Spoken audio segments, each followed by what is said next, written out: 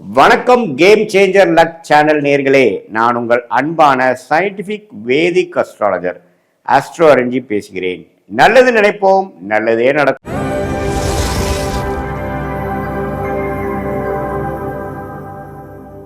இந்த வீடியோவில் நம்ம என்ன பார்க்க போறோம்னா, தனுசு ராசிக்காரர்களுக்கு 2026 மார்ச் மாதம் எத்தகைய ஒரு மாதமாக இருக்க போகுதுன்னு பார்க்க போறோம். சயின்டிபிக் வேதிக் அஸ்ட்ராலஜி முறையில் எந்த விதத்தையும் மிகைப்படுத்தாமல் உள்ளது உள்ளவாறு நம்ம பார்க்க போறோம். பரிகாரங்கள் அந்த இதுன்னு தான் போகாமல், கிரகங்கள் ஒரு ஒரு அமைப்பில் ஒரு ஒரு ராசிக்கு கோச்சாரத்தில் எப்படி இருக்கும் பொழுது எது மாதிரி ஒரு அமைப்பை கொடுக்கும், எந்த மாதிரி ஒரு தாக்கத்தை கொடுக்கும், எந்த மாதிரி ஒரு கர்ம பலன், நம்மளுடைய பூர்வ ஜென்ம கர்ம பலனை கரைக்கக்கூடிய அமைப்பை எப்படி கொடுக்குது அப்படிங்கிறத நம்ம துல்லியமாக இந்த வீடியோவில் பார்க்க போகிறோம். இப்போ தனுசு ராசிக்கு பார்த்தீங்கன்னா, ராசி அதிபதியாகிய குருவே ராசியை பார்க்குறார். மார்ச் மாதம் எந்த மாற்றமும் இல்லை. சனியும் பார்த்தீங்கன்னா 4ஆம் இடத்துல இருந்து 10ஆம் பார்வையாக ராசியை பார்க்குறார். 7ஆம் பார்வையாக தொழில் ஸ்தானத்தை பார்க்குறார். 3ஆம் பார்வையாக 6ஆம் வீட்டை பார்க்குறார். அதே மாதிரி ராகு 3லையும் கேது 9லையும் இருக்கிறாங்க. ஸோ இது மாதிரி ஒரு ஆண்டு கிரகத்தின் அமைப்புகள் எந்த மாற்றமும் இல்லை. மாத கிரகத்தின் மாற்றங்கள் பார்த்தீங்கன்னா எப்படி இருக்குன்னா, மாதம் ஸ்டார்டிங்கிலிருந்து 3ஆம் இடம் என்று சொல்லப்படுகிற ஸ்தானத்தில் செவ்வாய், ராகு, சூரியன், புதன், இந்த 4 கிரகமும் சேர்ந்து 3லிருந்து குருவின் பார்வை பெறுகிறார். இதில் பார்த்தீங்கன்னா, அந்த சூரியனுங்கிறவர் யாரு? 9ஆம் வீட்டு அதிபதி. சூரியனுங்கிற பித்ருக்காரனாகவும் வருகிறார், 9ஆம் வீட்டு அதிபதியாகவும் வந்து ராகுவோட சேரும் பொழுது இந்த அப்பா விஷயங்கள், தகப்பனார் விஷயத்தில் கொஞ்சம் நம்ம கேர்ஃபுல்லாக இருக்கக்கூடிய அமைப்புகள் தேவைப்படுகிறது. அது நம்ம கண்டிப்பாக கருத்தில் கொள்ளணும். இப்போ பாருங்க, ராசி அதிபதியாகிய குரு நல்ல ஒரு அமைப்பில் இருந்தாலும் அந்த 9ஆம் இடம் என்று சொல்லப்படுகிற பாக்கியஸ்தானம், தகப்பனார் ஸ்தானம் சூரியன் ராகுவோட சேரும் பொழுது தகப்பனார் விஷயத்துக்கு, அவருடைய விஷயத்துக்கு கேர்ஃபுல்லாக இருக்கணும்னு பார்த்தோம். அதே சமயத்தில் பூர்வ புண்ணியம், நம்மளுடைய தகப்பனார் வகையில் இருக்கக்கூடிய பங்காளிகள், பெரியப்பா, சித்தப்பா, அது மாதிரி விஷயத்துலையும் சில பாதிப்புகள் வரலாம். தசாபுக்திகள் ஒரு மாதிரி சுமாரான ஒரு அமைப்பு போகும்பொழுது இந்த மாதிரி பாதிப்புகள் இன்னும் அதிகமாக பார்க்கக்கூடிய அமைப்புகள் உண்டு. அதே சமயத்தில் ராசியோட மிகவும் ராஜயோகாதிபதியை கொடுக்கக்கூடிய தனுசு ராசியோட ராஜயோகாதிபதியாகிய செவ்வாயம் அங்கோட சேர்ந்திருக்கிறது தப்பு இல்லை. பட் இருந்தாலும் செவ்வாய், சூரியன், ராகு சேர்ந்திருக்கிறது ஒரு மிரட்டக்கூடிய ஒரு அமைப்பாக இருந்து குருவின் பார்வை அதை தணிக்கிறது. ஸோ இளைய சகோதரர் சகோதரிகள் ஸ்தானம் ஆகிய 3ஆம் இடம், தகப்பனார் ஸ்தானம், இது மாதிரி விஷயங்கள்லாம் கொஞ்சம் பாதிப்பு இருக்குது. 4ஆம் வீட்டில் இருக்கக்கூடிய அந்த 3ஆம் வீட்டில் இருக்கக்கூடிய செவ்வாயின் 4ஆம் பார்வை 6ஆம் வீட்டை பார்க்குது.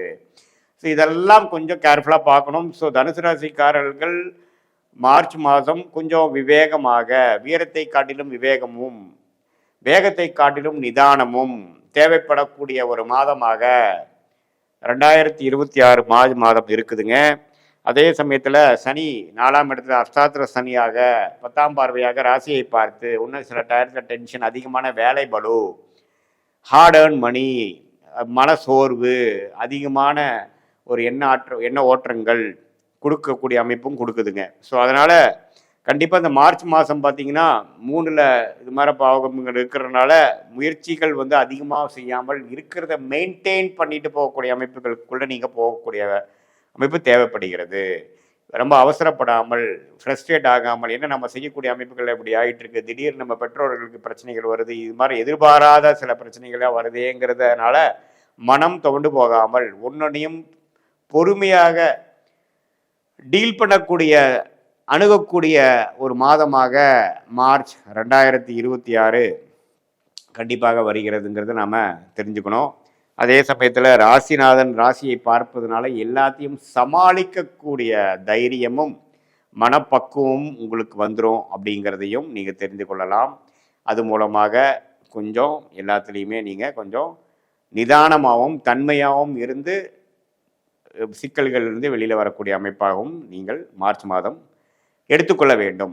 இது ஒரு பொதுவான பலனே தவிர, அதே சமயத்தில் உங்களுடைய தசாபுக்திகளை, நீங்கள் எந்த லக்னத்தில் பிறந்தீங்க, எந்த பிறந்த தேதி, பிறந்த நேரம், பிறந்த ஊரை பொறுத்து எந்த லக்னத்தில் பிறந்தீங்க, நீங்கள் என்னதான் பூராட நட்சத்திரம், மூல நட்சத்திரம், உத்திராட நட்சத்திரம், எந்த நட்சத்திரத்தில் பிறந்திருந்தாலும் நீங்கள் என்ன லக்னத்தில் பிறந்தீங்க, அந்த லக்னாதிபதி எப்படி இருக்கிறாருங்கிறதை பொறுத்து, அதே மாதிரி என்ன தசைகள் போய்கொண்டிருக்கிறது, தசநாதன் எப்படி இருக்கிறார், புக்திநாதன் எப்படி இருக்கிறார், இந்த கோச்சார சொன்னதெல்லாம் சேர்த்து வச்சு இந்த பொது பலனையும் இந்த தசாபுக்திகளிலிருந்து வரக்கூடிய தசா புக்தி அந்தரம் சூக்ஷ்மம் வரை பிரித்து கொண்டு அதை வச்சு சேர்த்து வைத்து பார்க்கும் பொழுது துல்லியமான பலன்களை நாம் சயின்டிஃபிக் வேதிக் அஸ்ட்ராலஜி முறையில் நம்ம எடுத்து அது மூலமாக நமக்கு தேவையான கிளாரிட்டி, அந்த கிளாரிட்டி மூலமாக தேவையான உத்வேகம் பெற்று சரியான நேரத்தில் சரியான விஷயங்களை செய்து வாழ்க்கையில் வெற்றி பெற முடியும். எதிர்நீச்சல் போடாமல் தேவையற்ற நேரத்தில் தேவையற்ற விஷயங்களை செய்து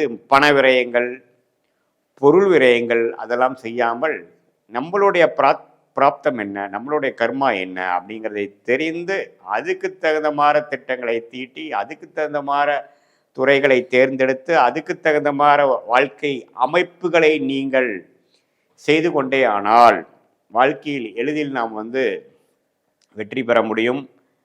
இந்த சயின்டிஃபிக் வேதிக் அஸ்ட்ராலஜி முறையில் ஒன் ஆஃப் த பெரிய ஒரு டேக்அவே, ஒரு பெனிஃபிட் பார்த்திங்கன்னா, தேவையற்ற மாதிரி ஒரு மிகைப்படுத்தி பயந்துக்கிறது,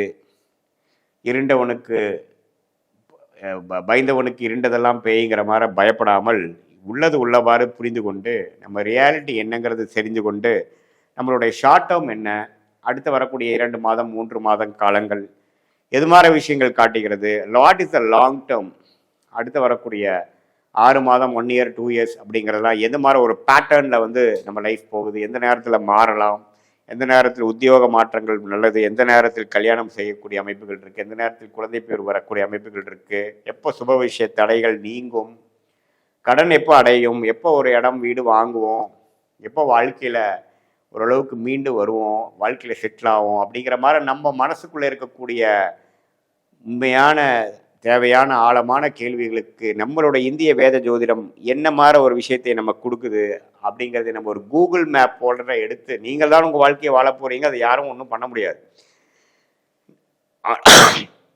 ஆனால் அதே மாதிரி எது மாதிரி விஷயங்கள் எந்த நேரத்தில் செய்யலாம்ங்கிறதை ஒரு கூகுள் மேப் போல் நம்ம எடுத்து நம்ம செய்வேயானால் அருமையான ஒரு அமைப்பு, தேவையற்ற விரயங்களை, தேவையற்ற பொருள் விரயங்களை, தேவையற்ற சமய விரயங்களை தவிர்த்து நம்மளுடைய உண்மையான கர்ம வினை என்ன, நமக்கு மிகவும் ஃபார்ச்சுனேட்டான யோகமான துறை என்ன, எந்த கிரகம் நம்ம ஜாதகத்தில் ஸ்தானபலம் திக்பலம் திக்பலத்தோடு இருக்குது, கோச்சாரத்தில் எந்த மாதிரி அமைப்புகள் சப்போர்ட் ஆகுது, சீக்கிரமாக நடக்கிற மாதிரி இருக்கா, அது டிலேயிங் ஃபேக்டர்ஸ்லாம் அதிகமாக வரக்கூடிய அமைப்புகள் இருக்கா, எது மாதிரி ஹேர்டில்ஸ் எதிர்பார்க்கலாம், எப்படி அதை எதிர்கொள்ளலாம், எது மாதிரி பிரச்சனை எது மாதிரி டைரக்ஷனில் வரும், எப்படி நம்ம ப்ரிப்பேர்டாக இருக்கணும் அப்படிங்கிறதெல்லாம் நம்ம தெரிந்து அதுக்கு தகுந்த மாதிரி அமைப்புகளை நாம் ஒன்றும் நாம் ஒரு கைத்து கோத்த மாதிரி வேகம் காட்டிலும் விவேகமாக, அதே மாதிரி